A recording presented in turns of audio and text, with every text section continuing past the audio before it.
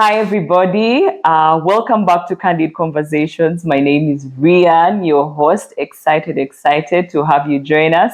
And today I have two amazing guests. I'm going to let them introduce themselves so that you can connect with them as we go. Yes, Winnie?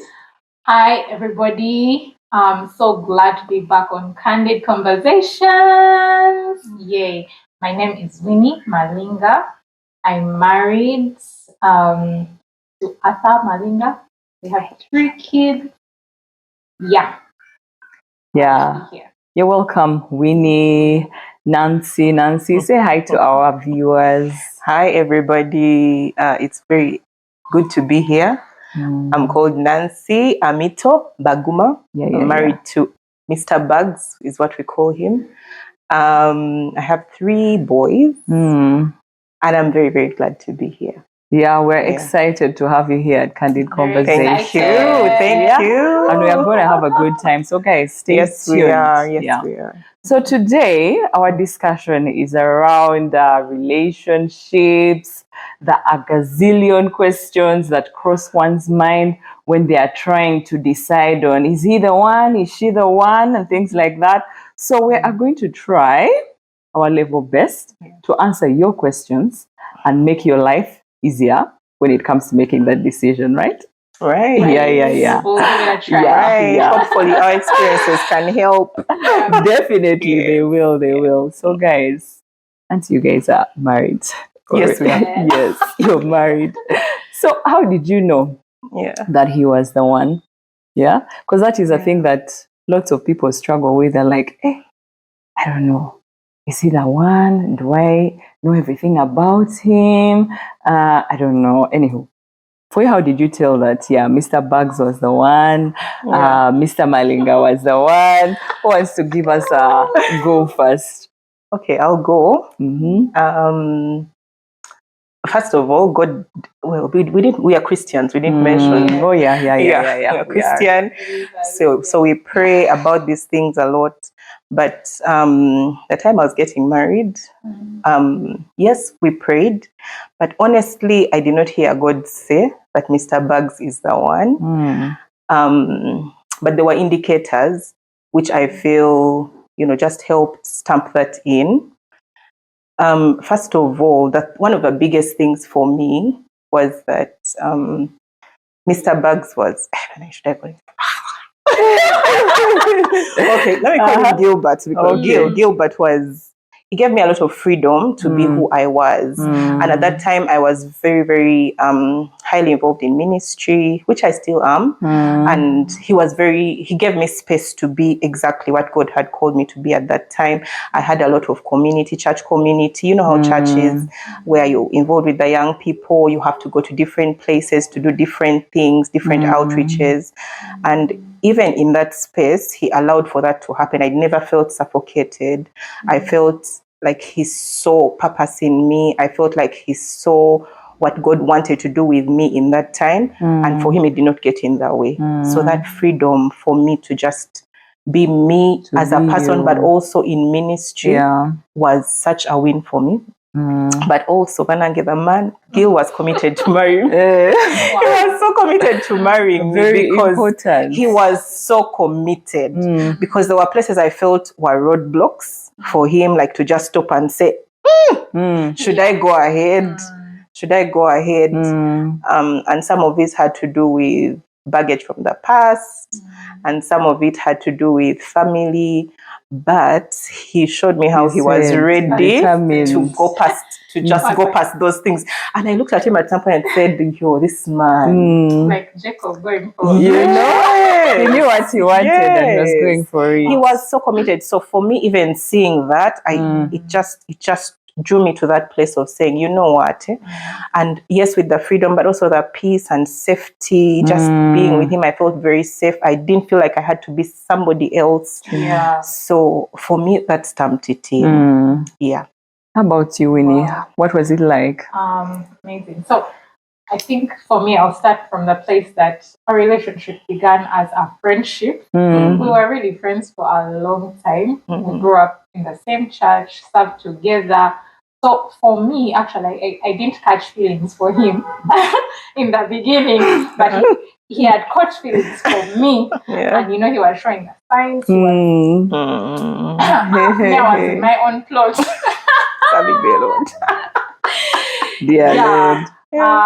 Until, I don't know, until a certain point where I actually realized, I really like this person. I like their company. And then somehow our relationship grew to a place where we started dating. But what stamped it in for me was I had to make a decision.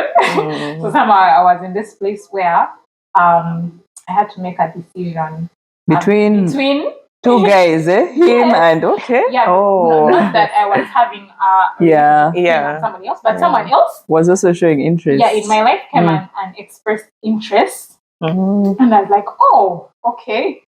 And then that is when it dawned on me that actually Arthur is the man I want to be with. And the other person was also born again, well-to-do, really coming from a good family, wealthy, but I felt like I was not myself with that person. I did not feel like I could be my natural self, crack my natural jokes, my vernacular, and like something like you said, like you can be yourself. You can be like who you really are. You don't have to pretend. Yeah, you don't have to pretend. I just felt like I would be plastic around that person. It actually dawned on me how much I actually love my husband now, my boyfriend. Then I was like, no, this. And then the other key thing I asked myself was, do I see myself with this person? Do I see myself with this person for the long haul? Do I see myself in like eating kosher with this person? We're having a hard time, but we are together.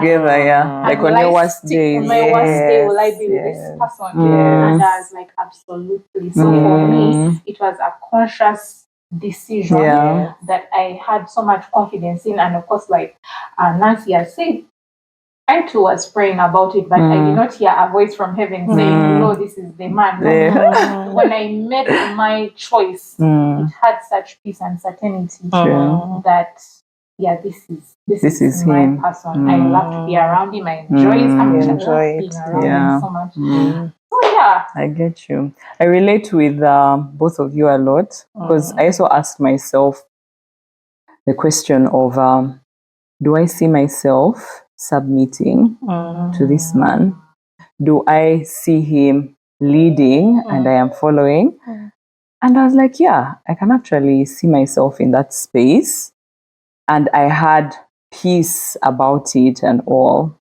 So like what I've picked from what you've both said, peace, these leading questions, big questions, and you had peace about it. Friendship, then being safe with the person, being yourself. My God, that is such a big thing and important because you. I don't know for how long can you be? How long can you pretend? How long? Because you're going to spend your days with this person, day and night. True. Eventually, something will give. I know. And then you're already in there. Then what? And you'll be miserable if you're not being yourself, or you feel like you have to be a certain way, a certain person. That's true. With your person. That's true. They never get to know you. Cool. It's not cool at all. It won't last. So that brings me to the next thing, lists. You've heard about lists, checklists. What would you say? Okay, I'm going to ask just a bunch of questions because there's so many things around this listing. First of all, should one have a list? If there's a list, do we have non-negotiables? And then things maybe that we can call desirable, that, maybe. Anyway, how should one go about this listing? Because we are human, and I'm assuming by the time we see someone, there are certain things in our subconscious that attract us to those people and all. So did you have a list? What was on your list? And then, how would you advise someone to go about this whole listing right now? Because maybe you did it right. Maybe you're like, no, maybe someone could have adjusted or that. something. Okay, so about lists. I did have a list. It wasn't. I'm now trying to just remember what was on that list. But for me, one of the things that, yes, was absolutely a non-negotiable was he needs to know God. Yeah. And I'll just speak a bit about that maybe a bit later. But then that was a non-negotiable for me. And then I needed him to have vision in terms of life, work, family, just to have not even too many strides, but just know where we are going, have a plan for where we are going, not even know per se, but just have a plan for where we are going as a family. I think that was pretty much it. The other thing was, for me, attraction was important. Attraction was important because I said, you guys, how will I live in this house if I'm not attracted to that person? I agree with you, Nancy. I agree with you. It was important, but also now, just being, and I don't want to be unfair to those who are just getting married, but being in this place where I have been married for a long time, I know that things, certain aspects of attraction can grow. I know that now. But let me just go back to the aspect of God. I hope I'm not diverting, but also just the aspect of knowing God. I know that we've had many times that, yes, someone can have just good character and good personality and can be kind and patient and all these things. And even when they don't know God, they can grow to a place like that. But the aspects about knowing God that I have also come to know that are absolutely very important as I have been, in this journey of marriage. I know that things like resolving conflict, there's always those moments in the marriage that are very, very slippery, very shaky. And at that point that, man, it's only God who can change that particular situation. And so if that man's heart had not grown or turned towards God, it would have been a hard paper. I don't know if we would even go past that. So I really appreciate the aspect of knowing God. Absolutely. It's not something that we can just walk past. Yes, he can hear him. He can submit to God's voice. True. It's very important. If a man, then who does he submit to if he's not submitting to God? Yes, because also God uses people, and so when he begins to speak through people to the man, he's able to listen. But yes, moving on from that. But before you move on, the thing of God, like why it's also like very important. We have the same Holy Spirit in us, and those times when you're probably not being on the same page, you don't know what to do and all, at least our confidence is we have the Holy Spirit who will at one point convict us which direction to go or what to do and all that. That's true. So that's on a part of non-negotiables. So yes, I think it's important for us, for every lady or gentleman, to have that on their list. But also very realistically, there are things that do not break the bank if they are not on our list. And for example, financial stability. I think is not a very essential thing to be on the list at that time, because and I'll just give a bit of our story. When we got married, Gilbert was starting out in his business. So how the income came in was not regular. It was once in a while. I had a more regular job at that time, but I could see how hard he worked. I could see how committed he was to his business. I could see how he worked to meet whoever he needed to meet to ensure that the business was taking strides. I could see that, and I knew. And also, even from our dating time, I could see how much he worked. So I knew this guy, he's bound to make it. He's bound to. So it was easy for me. He's not lying around. So it was easy for me to submit to that and accept him, because I knew, it's something that's going to continue. Well, that's another thing. It's by faith. Some of these things will continue. So at that time, that was the situation. So when we got married, we were really starting out in life. But now from where I am, things have changed quite a bit. Things have changed. His business has really grown. So, and I know that forming a man or forming a woman in regard to financial perspective grows over time. And we need to be willing, and I think that's the more important thing, willing to allow our partner to thrive in the things that they're setting out to do, and be able to support them in the best way that we possibly can for them to grow in that aspect, because they will. They will. Yeah, they certainly will. So that's one of the things that I think we can flex in the list. Flex. Maybe when, it's not a do or die. Maybe like, how should one look at this whole finances thing? Because it doesn't break the bank, but maybe regarding finances, what should I look out for and all? Maybe you can speak about how they manage their... To go back to even the first point, the first non-negotiable, because it's also one of mine, non-negotiable, is the man had to be, the person I'm looking at marrying had to be submitted to God. No God, because that also shapes their values and how they think about even things like money and finances. So to have the attitude of what does the word of God say about work? So I know that I must work and provide for my family. I have a plan for my family, and then I'm not selfish. So, because you meet someone with a habit where they are selfish, they want to spend on themselves, and you can see those red flags even when you're dating, like how they are handling their money, how they're how they're treating their money. You can tell some of those things also come from their values. So those should be some of like the telltale signs from the get-go. How are they treating their money? What are their values around money? Are they generous? Yes. Do you think? And generous towards you. Towards you. Towards even you. To other people. Those can be telltale. Be generous to you for showing off. But then the real indicators out there. Out there. You go to a restaurant, they can't even tip the waitress, or it's not about like having so much, but small acts of generosity can be seen towards money. Money is such a spiritual thing, so you can tell whether they're kind of want to hoard, are going to be stingy. They're like, when should we give them that money? Let me tell you, even if you see a little bit of it, just might amplify. Red flag.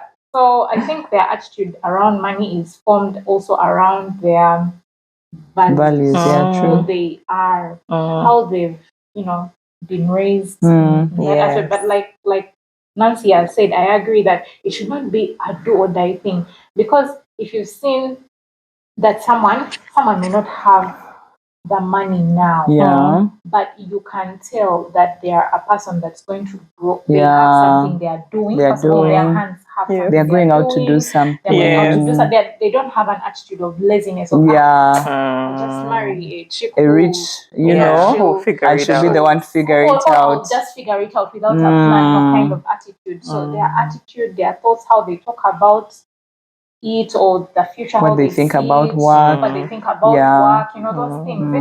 Even like important. What they are dreaming and things like that. Because someone might just be there, dreaming small because they don't want no pressure. Hey, that's true. Someone told me a story, and this is a young man I was talking to, and he said, "Women are interesting because we've been in school at the same time. Like we've been either in the same class or have been about 2 years ahead of you, or even 3, even 4 years ahead of you.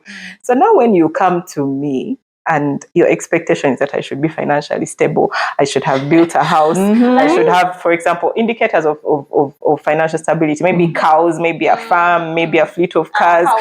What do you think happened? I know, like for you, where are you? We were in the same school, what's magic happened that for me, my head?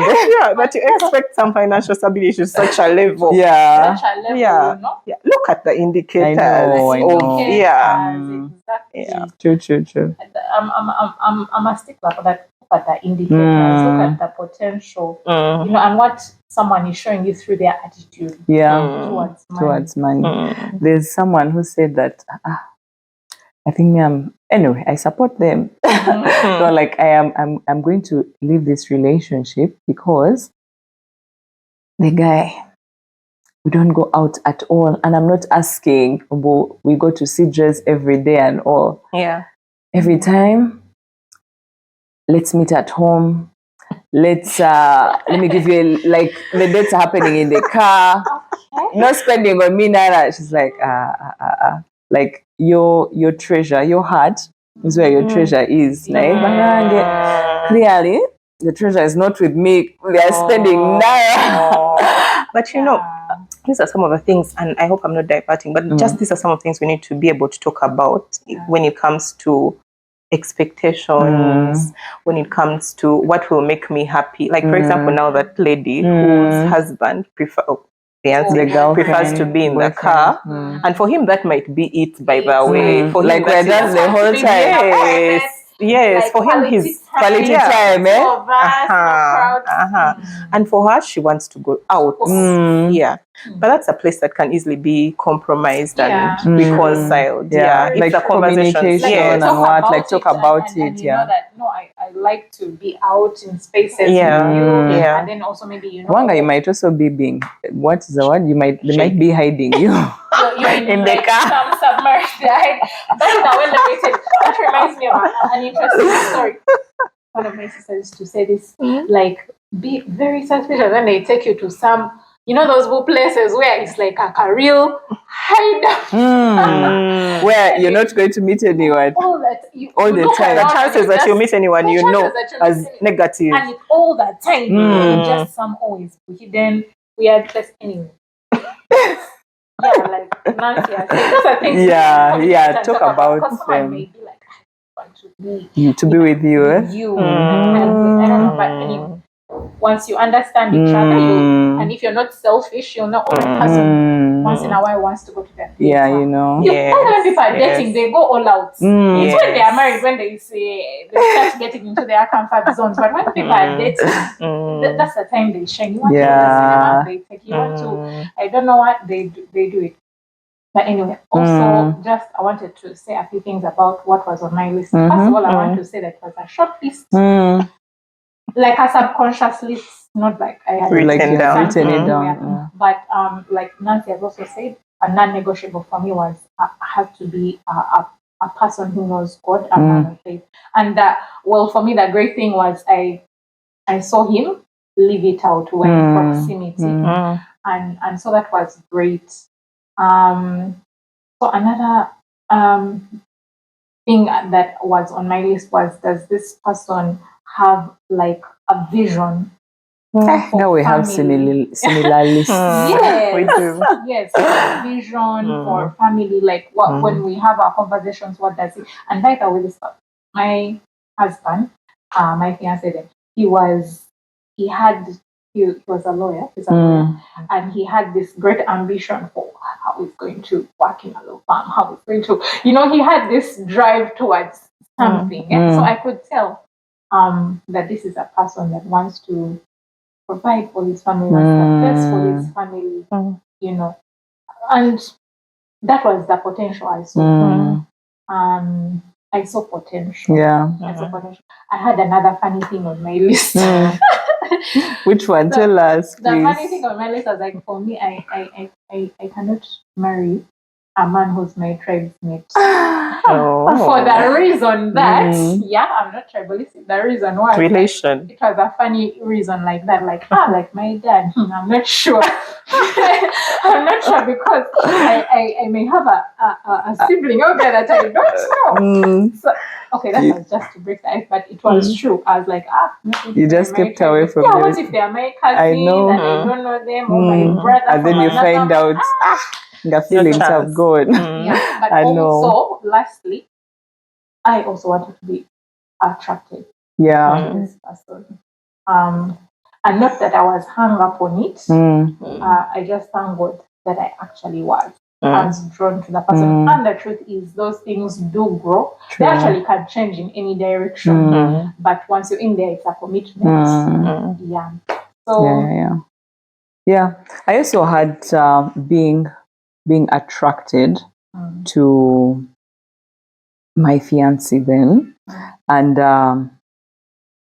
okay, the way I looked at it was chemistry. Yeah. Beyond the physical attraction was important. It was on my list there, but I was like, are we connecting, guys? Do we have just buddies? I know, like, can we just talk about anything? Yeah. Can we just be there quiet and we're okay, like, and laugh? Yeah, you know, yeah. So for me, chemistry was a big one for me, and then the other one was I don't even know how I evaluated it, assessed it, or anything. Was maturity. I'm like, I don't know if I have grace to be there. And it's like as if I'm with a baby. You're babysitting people. Second mother. I said, no. Lord, please let him be very, very mature. And all. Yeah, and God's faithful. He's faithful. He's faithful. So I wanted to talk about attraction a bit more, because I've had, and it actually happens, like it's not that for everyone, like at the word go, they're attracted to their husbands right now, but that attraction comes later. I don't know. What do you guys think about that? Okay, I'll just say something also about that physical attraction. There comes a time when it's normal. That's true. Yeah, I'm not falling their side because sometimes not falling their side because I'm looking at my husband. But I also know that like my husband has become attractive, like more attractive to me over the years because of, well, again going back, let me just go back a bit to what marriage is there's a lot of responsibility involved, and it increases as we go because there's children involved, maybe there are businesses being built, maybe there are relatives involved, all sorts of things, and it grows on both ends, both your husband's side and your side, and then your immediate family. So over time, I have seen how he handles responsibility as the head of our home. How he provides for us, for example, how he provides for the extended family. I've seen how he's generous towards us. I've seen how he plans for us, how he directs like different aspects of our family life. And sometimes I sit and I say, what will I do with this man? Because and yes, I stand sometimes in amazement. And I think even just last week, I told him, Mr. Baguma, what will I do with you? Because I felt very, very overwhelmed with the way he was running a particular aspect of family. And I felt like, wow, this man, he's just amazing. So I think attraction grows in that aspect. Yeah, also. It does. I think so. Yeah, it does. I think so. Because there are certain things when we don't see, we don't even have the opportunity to experience before we are married or living with this person. Yes, that's true. And then when we do, you're just blown away and you're like, wow. Yeah. Yes. And Pastor, when you said it can go the other way. It can also sometimes go the other way. we are physically attracted, yes. And maybe there's some level of connection, but that connection is tested when we are in it. And then we know, do we truly connect? Or if we have been, maybe the aspect of friendship is also important in that way. I actually wanted to pitch in and say, so when we talk about attraction, like we shouldn't live. I'm sure you are not limiting it to just a physical attraction. You get attracted to someone on so many levels. Yeah, spiritually, that's true. Yeah, true. You know, someone's spirituality can attract you. Yeah, very, very true. For me, I'm telling you, my husband has attracted to him because of his spirituality. Like that, I can literally tell you even right now when I see him preaching. When you're like, I can just be that's my baby, right? Like there is something about that on a spiritual level, but also on an intellectual level. When you have an intellectual conversation with somebody, like you can find someone intellectually stimulating and you find that attractive because you do not want to be, you know, they need to hear you and understand you. I know. And also like they hear you, you hear them, they hear you, you understand each other, you connect. They're not like, what is this we're talking about? Exactly. You have to repeat the joke 3 times. And like Nancy has said, friendship.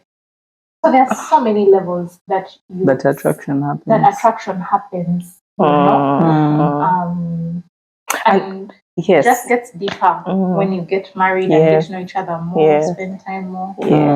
Yes. There's a lot of growth in attraction that happens in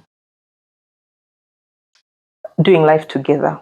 True. Simple things, going to work together, maybe coming back and whatever it is that you do together in the house, maybe cook together, clean together, sit down on the table and talk about how your days went. Like for me, I know now that those are opportunities for attraction to grow. To happen. I know. Yeah. So what about age, height, what's the other thing that people like? Education level. Okay. Yeah, tell us, guys. Tell us. Like some of those things are important for some people, and we will not disregard it. We will not disregard it because height, age, are they non-negotiables or they are? What's the word? Subjective. They're not deal breakers. I don't think they're deal breakers. I don't think, especially if now let me talk about, for example, age. Age can be measured against some of the things that you talked about, like your level of maturity. And also maturity in the way you explain it in your perspective, because it can be different for all of us.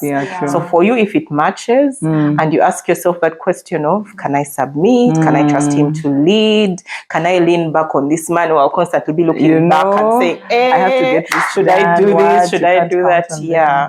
So if that answers, if those questions are answered, I think that cannot break the bank. You can go for it. Height, allow me to pass on that one. Allow me, but it cannot break the bank, guys. It should not, it cannot. A short man can rise up to the occasion. You know? Or a short How about a tall or a tall man and a tall woman. Or whatever physical make should not break the bank. Yeah. And I think really what has happened for some people is that you can have your list. Some people have really long lists, and they think that everything must be checked. Everything, it doesn't have to be, because I may get attracted to this person, may have a connection, and then the height thing just disappears. You know the age thing. That's true. It falls those ones. True. So you need to know that there is that space. Have the space. I know. Flex. True. It's not that everything has to be checked. Checked and ticked, and you stress yourself. Yeah, the list. Is evolving. That's true. And you see the thing about changes. True, changes, like you said. But also the thing about list is, as you measure the other person, are you also measuring yourself? I know. We are very busy measuring the other person. And are you measuring up in that area? I know, right? Someone to a certain standard. Are you measuring up? Yes. So if you can be that perfect, then you can ask for that perfect. Because at the end of the day, we have to be able to support and complement each other. What if I was going to say, what if I like I'm supposed to help you rise up to the occasion? Maybe we need to. But then something else came to my mind that is that your responsibility? I don't know, guys. Anywho. The other thing that I wanted us to talk about is when you catch feelings, like just discussing accountability. When is the right time? Okay, first of all, what are your thoughts around accountability? When do you introduce your feelings to whoever you're accountable to? Then also just like friends, family. When do you, I don't know, make those steps? This is my person and things like that. Yeah. what does that journey of accountability look for like? me, it was immediate. Yeah.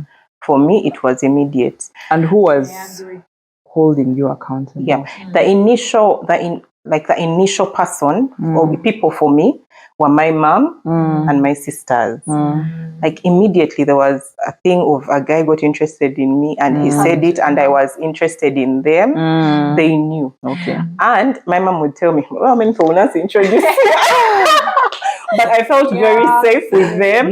And I said, but what is there to hide? I know. What is there to hide? So from all my high school people to you, no, high school, there were not many, but uni to the person I finally got married to, they knew immediately. So, siblings and your mom will tell you exactly what it is they are seeing as it is. Yeah. So, and then also another thing is I was very, and also they were, okay, let me not go ahead of myself. I was very open to bring them home. And also all the people that I have seen were also open to come home. That's another thing, because sometimes you want them to come in spaces or community where they can be seen, but they are not willing. That's another thing. But all the people that I dated and eventually, Gilbert that I got married to were open to come to my community spaces, but also home. So it was easy for my mom to quickly say what she had to say. For my siblings, to tell you, to tell me what it is. Some things, yes, it took time to change their opinions because on the onset, you make your judgments about somebody that can then be translated as we go.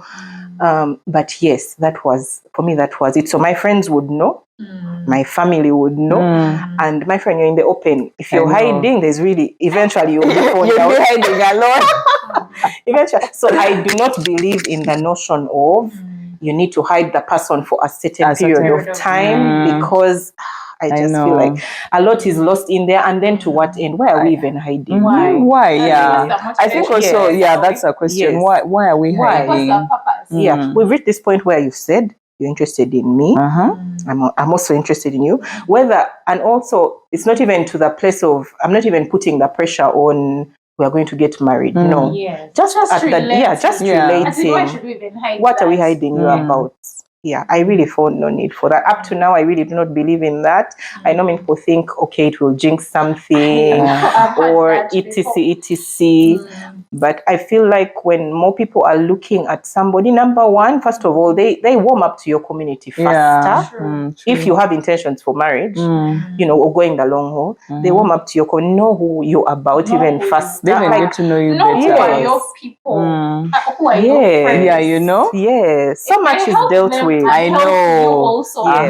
Also, true. You're like, Eventually, when we sit on the table and say, are we going on? Because this is who I am. This is who I am. True. I think it's important. Yeah, it is. Important. It's very important. For me, accountability happen on many levels, much like Nancy. And I think for me, one of the greatest things that I had was mutual friendships. Mutual friends. So, of course, mutual friends were the first to know that there's something going on here. And it was an interesting thing because some of his friends would come and tell me, hey, so this thing is serious. Are you very sure about ABCD? And then I also go the other side and talk to him like, hey, so, so there was that level. And then also with my mom created an environment for all of us, myself, my siblings. Ever since I was young, I grew up seeing my elder sisters bring their boyfriends home. It was an open space. My mom was an open person. She was really objective, and then she would tell you things. Hey, this one has a kaze. Rarely was my mom wrong. Very rarely. Because now I can tell you guys just like 2 incidences like this of guys who are just even my friends. Maybe they even had an interest in me. Two of them had an interest in me, but I was not yet there with them. But they came home, and my one guy came, and then my mom was like, No. Like, this guy? I don't think there's average. And then there is one who came, and then my mom was like, oh, I know that one's she knew some family background, and just like this, that. I was like, okay. Oh, wow. But I think it's important to be open with the people you're accountable to, your family, your friends, your pastors, your mentors, because what are we hiding? I know, what are we hiding? And those things help you. How your potential person interacts with those people can tell you a lot of things. Because I've had some people say they've met, like, let's say Mr. Baguma has met your girlfriend and he disapproves. He doesn't like them, and it's an issue. Or even your community, church community, and they're like, or for some reason, and also those things bring out certain aspects of those people. You will know certain characters about them by the environments that they're interested, and also yourself. For example, you want to meet their friends or to meet their family, and they're not taking you. Why? I know. What are they hiding me? Be accountable for submarine kind of things. Even if nothing's happening, even if it's not going to lead to marriage, don't be scared that I introduced someone and then things didn't work out. Like, that's a lie, guys. It's a lie, because when you take them to your parents, you're not like, this is the person I'm going to wait married. No, it's my friend. So it's on that level. It's my friend. Even when you introduce to, if that's the level, I'd say that next time, this is my girlfriend. Then we know that things are. They've progressed. And then I start to hold you to another standard. So now you're dating. So actually, one of the things my mom used to tell the people that we date, they must pick you up from the doorstep and bring you back to that doorstep.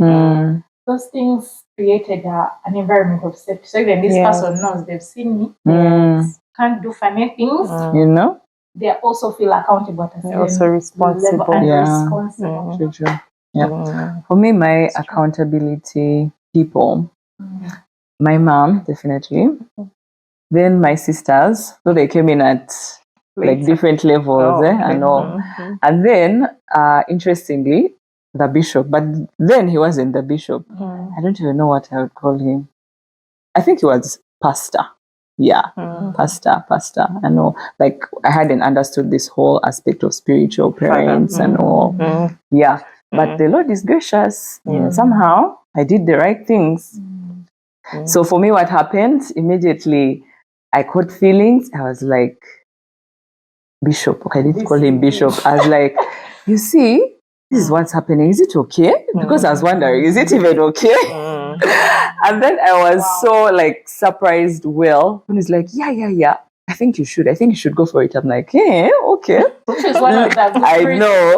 Being accountable, because you may miss your person because someone didn't see for you properly. I know, right? Because me now I was like encouraged, go for it and all.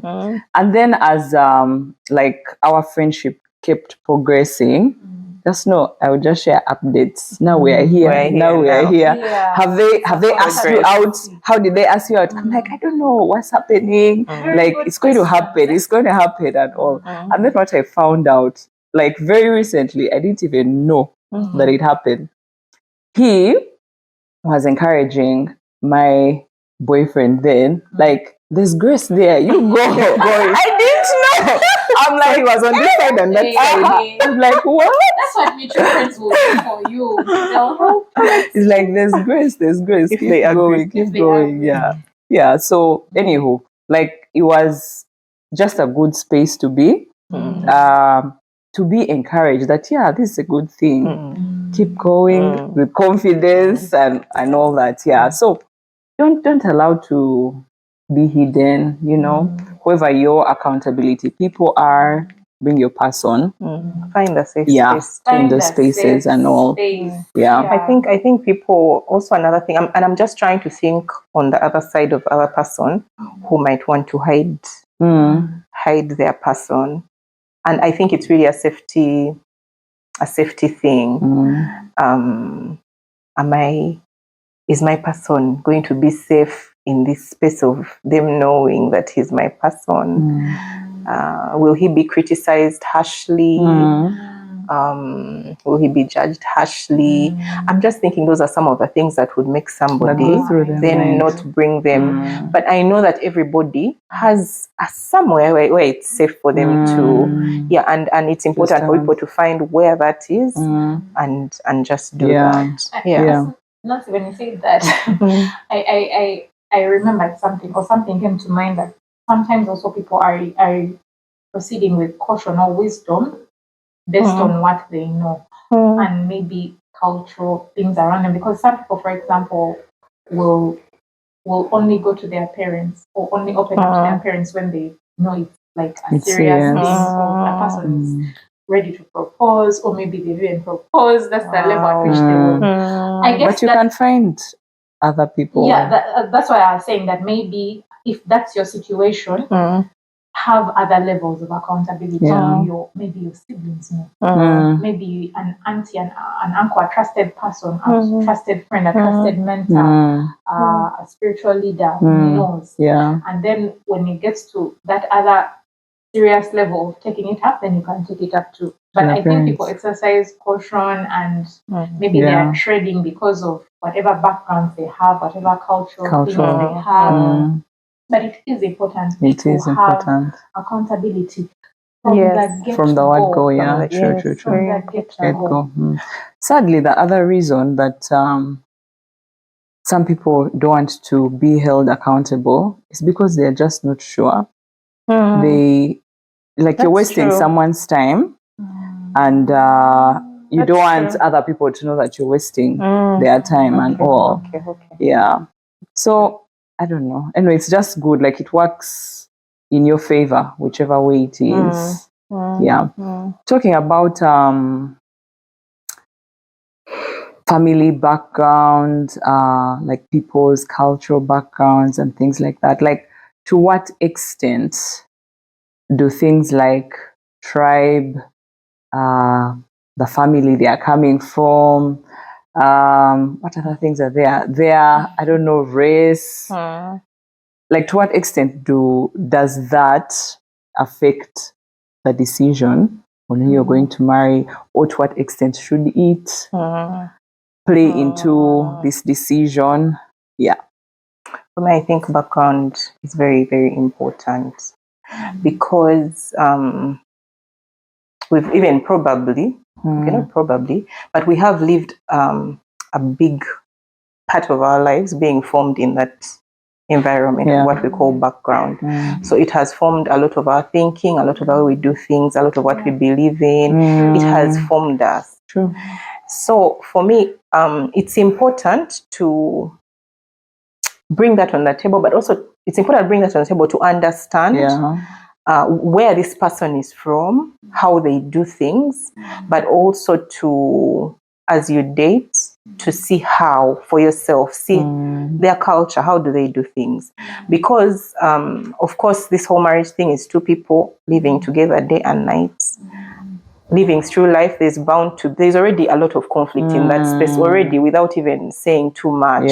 So it's important for you to know, how has this person been formed, how have I been formed, and then it's important to organically also have some conversations to understand who is this person. Where are they coming from, what is important to them, and then to make it up in your mind whether I can fall in this.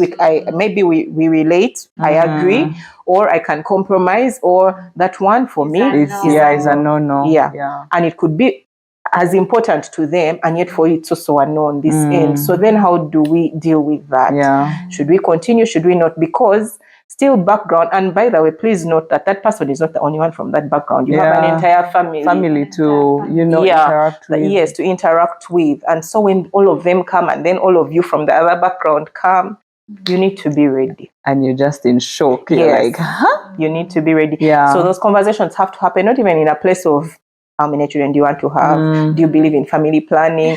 It should not be like that, but just through, as it should be a very organic conversation that happens.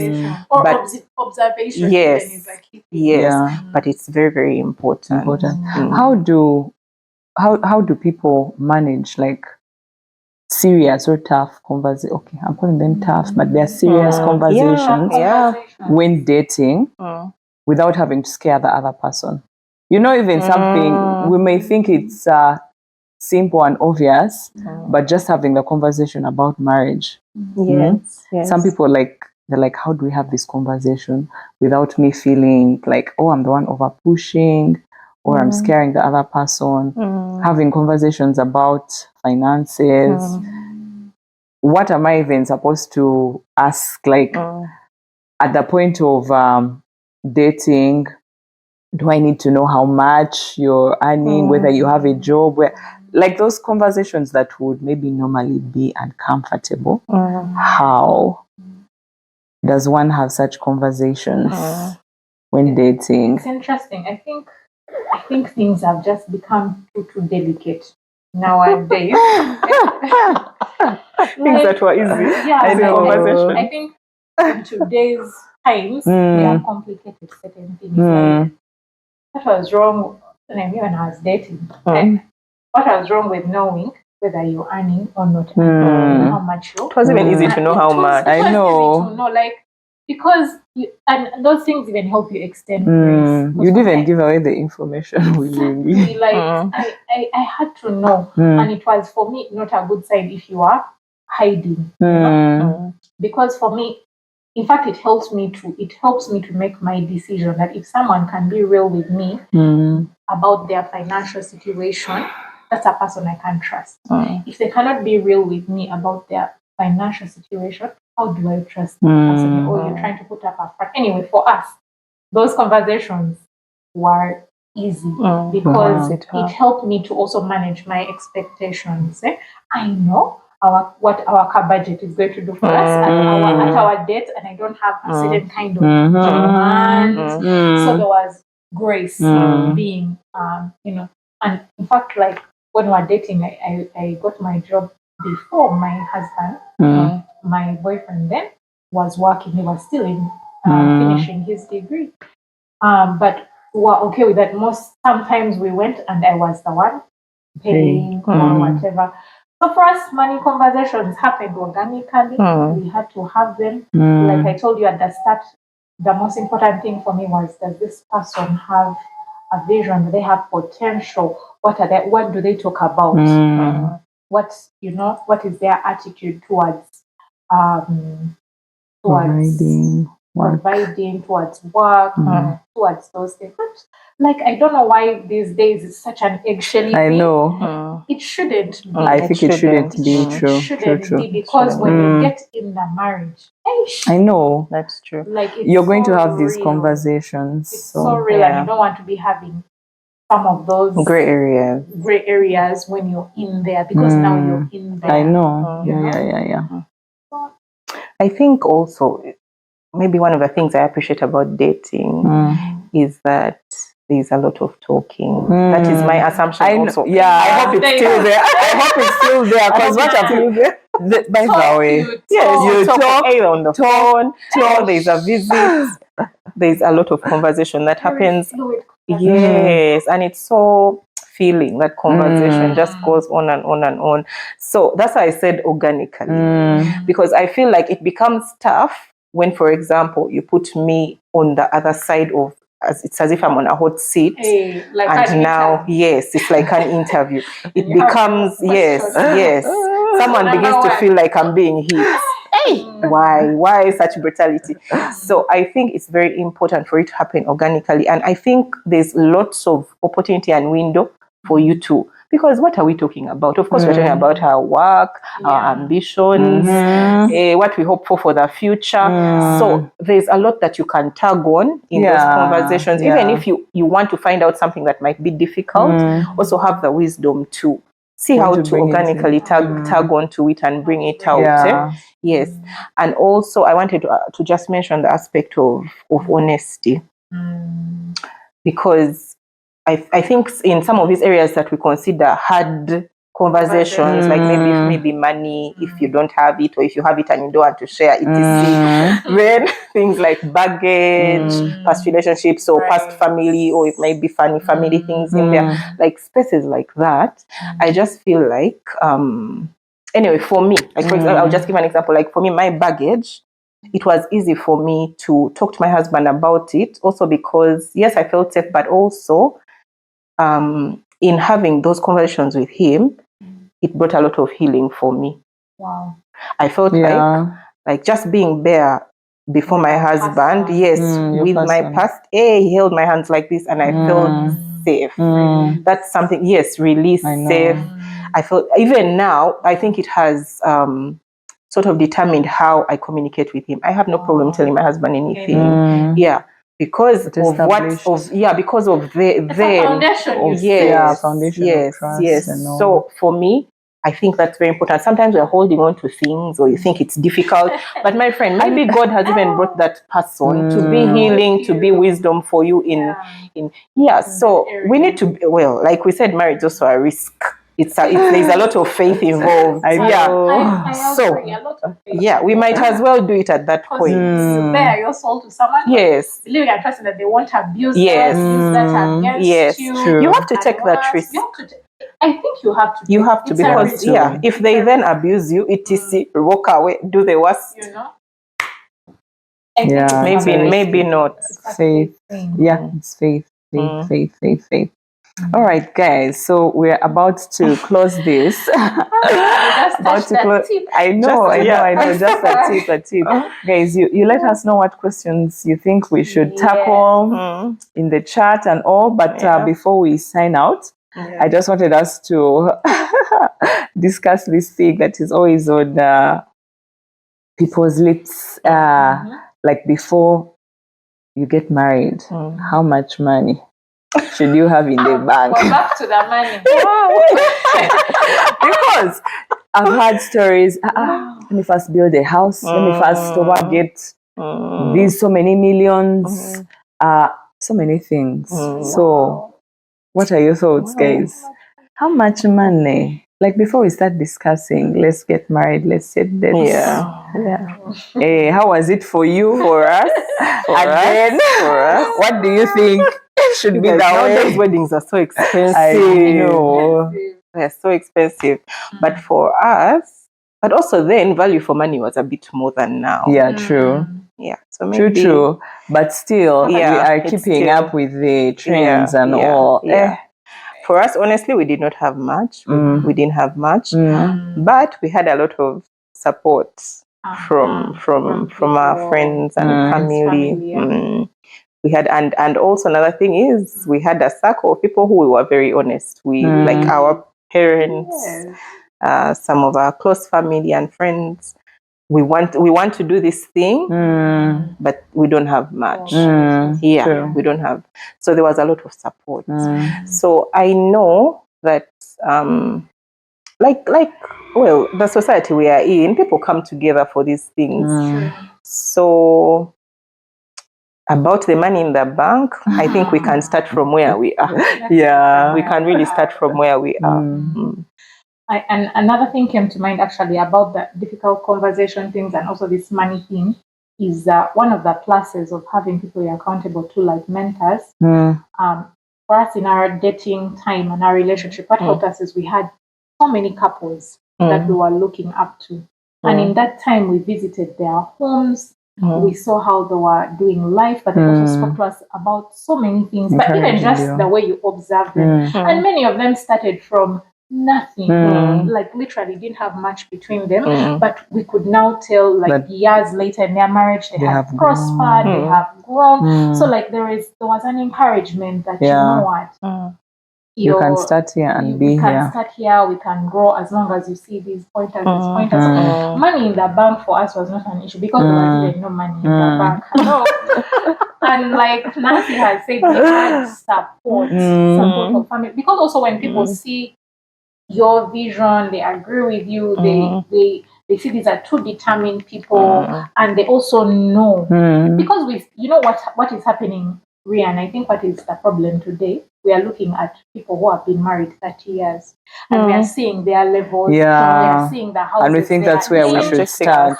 Then we are subjecting this person who we are just getting to such a high standard, such a high expectation. But I think we need to extend that grace of knowing that we can grow from where we are here, or from where we are to some. There will be growth for sure. That's why we're coming together. We complement each other. I know God works on the both of us to come together and do something great. So, how much money should we have in the bank? You start from where you are. But also as we grow, and this is just to us who are also now we're becoming our parents now. We're growing to that place. Man, the community, yes, the community then was very solid in terms of just coming together to. That was their function. They would grab a hold of it. In fact, they would not look at you because those are just two young people trying to figure out, So they would get a hold of that thing. Yes, they would own it. Yes, and make sure it happens well, and set you up to some sort of, our sort of setting up was, how different traditions do it. Maybe give you some etc. To start, and off you go. Now, we are now becoming our parents, so we need to be able to support our children, and just get a hold of things in the way that you can. Very important. Very important. Yeah. So just to encourage you out there who is pending this decision because you have no money in the bank, and no money, by the way, you have your job, you're getting money, but you don't have the billions of the budget, and I'll just encourage you that you can start from where you are. That was also our story and all. It's not that we had set aside some billions. The money came when we made the decision to get married, and also don't hold the decision, the resources will come. And there's also thinking that, let's wait. You may for the accumulation. Forever, to accumulate. For a long time, a lot of things can happen in that space. So, and things move faster when you're married. Yeah, true. There's a blessing that comes with marriage and all. Yeah, it's not a lie when the Bible says he who finds a wife finds a good thing and obtains favor from the Lord. Yeah, the favor will comes. Yeah, so that's what we've had for you guys today. I know it has been awesome because we've had an amazing time. We had an amazing time. We have. But just leave in the chat some questions you think we have missed out on. Maybe there will be a part 2. Maybe. But until next time, like, subscribe, and share this video with someone. I'm sure it will bless them. Yeah. Bye. Bye-bye.